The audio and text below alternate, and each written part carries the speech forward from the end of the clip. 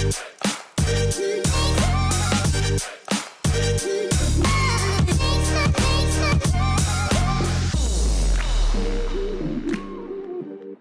and welcome from me, Philip Nothard, and Curtis Hutchinson to this special Motor Trade Radio podcast interview to celebrate this month's reopening of car showrooms across the UK. Last week we heard about the lockdown and reopening experiences of Luscombe Motors in Leeds, and this week we're hearing from an independent dealer about their experiences. Yes, we're delighted to welcome back a friend to the podcast, Alan Harding, owner of JA Autos, the family-run independent dealer based in Sutton, Surrey. The award-winning business was launched over 30 years ago and has been trading from its current premises for 15 years. JA Autos is also a long-standing member of the IMDA. So welcome back to the show, Alan. I must say many thanks for all those Twitter shout-outs over the years, and it's great to catch up with you. Absolutely. Thank you, Curtis. It's really nice to not to meet you, but virtually meet you. Thanks for having me on the show. Well, how am I, Philip? Hope you're well. I'm a little bit further up north from you guys, and I'm up this way. You guys are fairly close to each other, I think, more than me. Well, I think Curtis has just found out where we are now, so he's going to pop in for a pint in the pub next door. I think he's threatening, so look forward to that. Yeah, and as I say, on a Saturday morning, just to make sure you're listening to the podcast, Alan. Absolutely, definitely. And get your wallet out there, Alan. Be prepared. No, it'll be me paying, I'm sure. So, I mean, as Curtis said, a warm welcome, and again, really appreciate all the support you've given the podcast over the years now. I mean, it's some years. I think it's probably approaching 7 years or so. So, really appreciate it, and obviously throughout the lockdown as well, the support you've been given. So, can we start by giving the listeners some background on your business and who launched it and who's in the business now and what your typical stock profile is, and maybe around some of your who are your customers? Let's share some of your views on your business. Definitely. Well, no, I mean the business is just myself really. I'm lucky enough, really. I grew up around the motor trade. My dad was in the motor trade. I don't think people actually set out to join the motor trade, do they? They just, I think, generally fall into it somehow. And that's what I wanted to do. Ever since I could drive, I wanted to sort of sell cars. So it's just myself here. Generally sort of stock probably up to 15 cars if we can get that many. Generally stock's always hard to find. So everything's hand-picked. It's all selected by myself. Up to sort of £15,000 is the sort of price range we do. So just a bit of everything. No, don't specialise in anything particularly. Just general sort of quality hand-picked cars is what we do. Been serving the local area for so many years now. So it's all really good, working out well. It's a nice size to be able to run on your own. You can do most of the bits and pieces on your own. Really good. Really enjoy it as well, which is the main thing. I think if you enjoy it, you're halfway there. And Curtis mentioned at the start that you set up the business 30 years ago and you moved premises 15 years ago. I mean, why you moved? Was there a reason that you moved? Was it capacity? Was it other reasons? I think I'll be honest with you. I think I really started off at, I suppose, grassroots level, if you like, sort of working around the auctions, selling a bit from home, and I just needed my own place, and I found a place round the corner from here, which was a shared showroom or shared lock-up. I just think shared units never work. And then this place, I'm here now, this place, I knew the owners, I knew it's changed hands over the years, and I've always known who's been in it. And I just always thought, even as a kid, that place I could run on my own. That would be an ideal little place. Round the corner from where I live, everything was right. And the opportunity came up, so yeah, I just went for it. And like I say, I've been here 15, 16 years later, so it's all good. You certainly did start young if you're eyeing up potential property acquisitions as a child, but yeah. Yeah, no, like I say, I really grew up around the motor trade. I mean, I remember being a kid, having a sickie at school and being dragged down the auctions, and it gets into you. Like I say, I don't think anyone ever sets out to be in the motor trade. I'm sure they don't. I think I was the exception to the rule. So yeah, no, that's really how it all started. So I set the business up, got everything up and running, and been going ever since. Now, Alan, before we talk about this month's reopening, can you just take us through your lockdown experience? How it impacted the business on a day-to-day basis, and how you went about managing the switch from physical to digital when showrooms had to remain closed. So, what was the experience before reopening? Well, to be honest, Curtis, I think obviously when initial lockdown was announced, I was like everybody else. We was really scared, frightened, didn't know what to expect. Never really heard of a lockdown before, had we? And it was, you could almost see your business just withering away to an extent. Um, and I think initially the help we got was, I will say the help we got from the government or whatever did go down well, and that kept a Yeah. lot of businesses going, I'm sure. Um, I think the first lockdown was just what it was. It was a pure lockdown. Nothing really was being done. And I think when we opened in June, just everything just went potty. It was, the demand was crazy. We we're stocking now. Most of our cars we're stocking. We're buying from the public. Um, so as long as movements were able to be done, we were able to buy the stock because it's all done physically now, or not physically, rather online. So everything's done that way. Um, when we opened in June, we were really really busy like everybody else. We were acquiring the stock through the digital channels. Um, I think people were allowed it in the showrooms, weren't they, in June? So that, Yes. that was okay. And then the sort of subsequent lockdowns since then. I think every lockdown we've had has been a little bit easier as well. Um, I think the web providers, the people who provide the websites, have got all the sort of technology and stuff in place to enable the digital move forward, because it was going that way anyway. I'm sure it was. And Um, were you able to transact online in terms of the cars you were selling? Certainly during those lockdowns when customers could not visit your showroom. Absolutely, I think the first lockdown in June was the harder one because I think we still hadn't quite got to that stage yet. Um, and I think we needed, or myself personally, the videos became such an important part. The videos really then started working. People could look at the cars, and instead of doing a glossy video where you pan around the car, the videos were becoming quite detailed and just proper appraisals. And you're pointing out the little, little chips or little marks, any imperfections you're pointing out. And I think people caught on to that. They could see you're being honest. And I think the minute you've gained someone's trust, you're halfway there. And you know, adding to you're talking there about that video engagement, and obviously that's about that communication with your customers.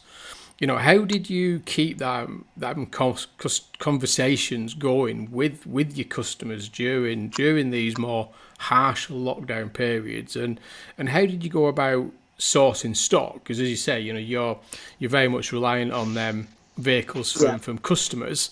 Yes. But obviously there was restricted travel, there was lockdowns, etc.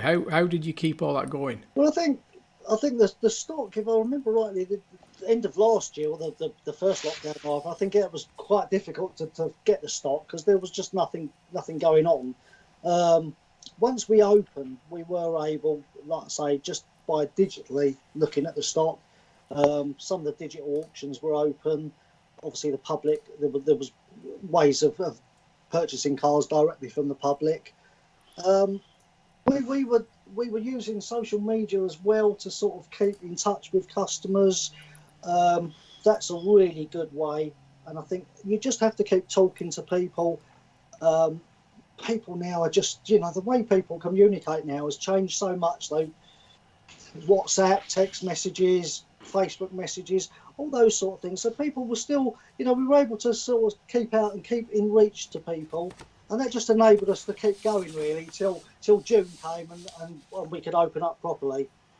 Uh, And I mean, in terms of you say, you're active in social media. I mean, recently we've been talking to other people about this reopening, and learnings from the lockdown, and you know, how important do you think it is in terms of keeping this dialogue going, particularly in the social space?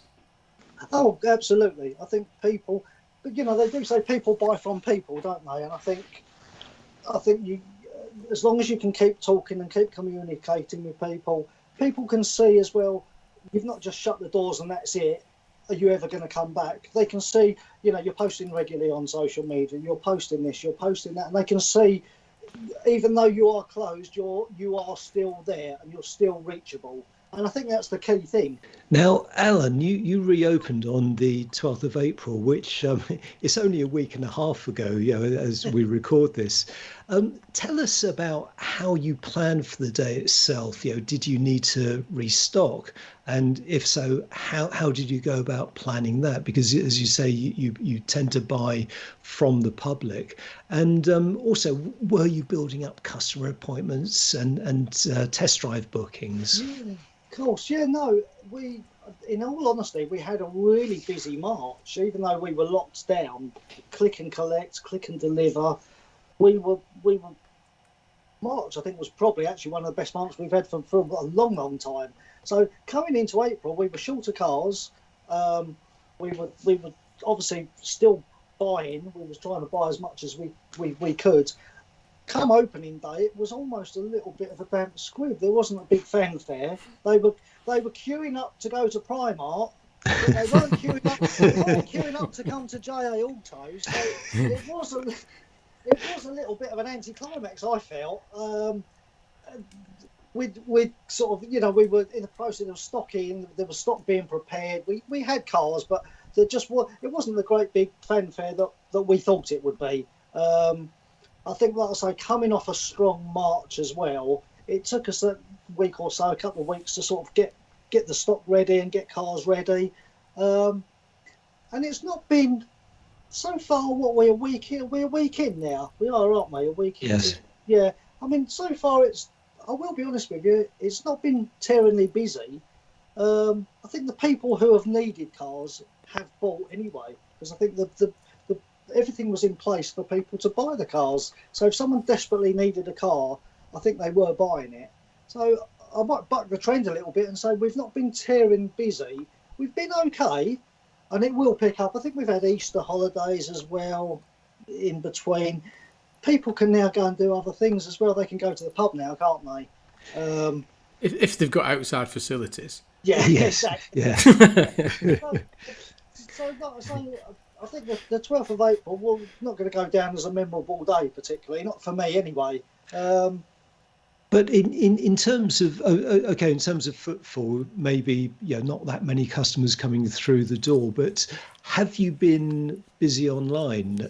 In the run up to the 12th of April and in the week and a half since. Yeah, no, I think again, I think the key point is you can actually see through the metrics that there is online. There's a lot of online activity. People are searching. People are still looking. I think it's just that initial getting them through the door now. Yeah. And then it will happen. Don't get me wrong. No problem. I'm not worried about it at all. I think it will come back. I think we've just had a few things. Like I say, people have got a bit more freedom, a bit more choice, and if they really, really wanted a car, they were able to buy it during lockdown anyway. So it will, like I say, it will pick up again. I think it's just been a little quiet. It's just been a bit quieter than maybe we thought it would be, compared probably to last June. I think last June was a completely different scenario, wasn't it? It was, doors open and bang, whereas this time has not quite been like that. I mean, I suppose is in context of that, is it that it's not been the big bang that you expected, but it's activities continued for maybe this time of the year that you'd actually expect, whether physically or online. You are actively picking up business. Yes, yeah, absolutely, yes, yeah. I think like I say, there is that to it as well. Yeah, definitely. And what's your view on in terms of looking forward a little bit and your expectations? I mean, we're in this period of reopening, and as you say, we've talked about it a few times on the podcast that different to last year, and you pointed out there that last year the sector was basically closed. Right, there was a little bit of activity, Yeah. but it was basically closed. And Yes. then, opened again on the 1st of June, and everyone got back to doing something. This year, there's been activity, whether that's 50, 60, 70, 80% of normal throughout the third lockdown. Yeah. But actually, looking forward, whether there's going to be consumers, have had potential opportunity to save up through lockdowns. Yeah. Holidays are still questionable. What's your Yes. view looking forward in terms of customers' expenditures, and do you think they'll look towards replacing cars going forward? Yeah, definitely. I think that what you've said, the people have saved money definitely over the lockdown periods. There's spare money floating around. People's transport needs are changing as well. People, what we've all said, they don't necessarily want to use public transport. Maybe some people have got a brand new car, a new car up the drive, and it's costing them £300 a month, and they're not using it now. So they're sort of let's change that and go to something cheaper. So I think I can see the rest of the year being good. I can't see any reason for it not to be. I think there will be. There is still pent up demand there, definitely. I think what we've probably had, and I don't really like to use the term tyre kickers, but I think we've had maybe those people that were maybe not confident enough to buy online of coming back into the market. Slightly slower, but they get there, and but maybe they're starting their journey now, and they're going to buy in 6 weeks' time, 2 months' time, maybe. So I think there's lots of positive signs out there, definitely. And finally, Alan, what's next for the business? I guess what I'm particularly interested in is that you're already selling EVs from your business, and Sutton, your location, you're on the fringes of what will be London's expanded ultra low emission zone from October. So do you expect to see more demand from your customers for EVs, and how do you think that will impact the business in the sort of short to medium term?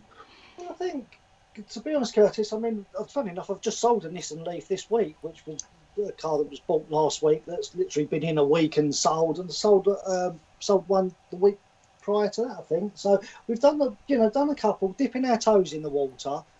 It's a learning curve for us as much as anyone else. I think the demand is there, certainly, I'm sure. People still have sort of slight reservations, obviously, with the same old story. They talk about the range anxiety, don't they? I think the price of them at the moment is still quite high. I think the price needs to drop down a little bit for them to become more mainstream. I mean, I've just sold a Nissan Leaf. I will be honest with you, it was probably the cheapest one I've had. It was under £5,000, an early generation Nissan Leaf, and the response I had on that was absolutely phenomenal. There was I had a diary full of names. There will be people are getting very conscious of it. They're very conscious of diesel around here as well at the moment. Shy away from the diesels quite significantly. So I think the EVs will definitely start picking up.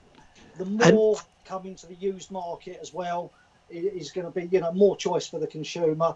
Prices I'm sure will sort of start levelling off to a more affordable price. And I think that will be the way forward for most dealers, I'm sure. And do you think your location, in Sutton, is actually going to benefit the business because you're going to be so close to this expanded low emission zone? Yes, definitely. I think, I mean, I think it was.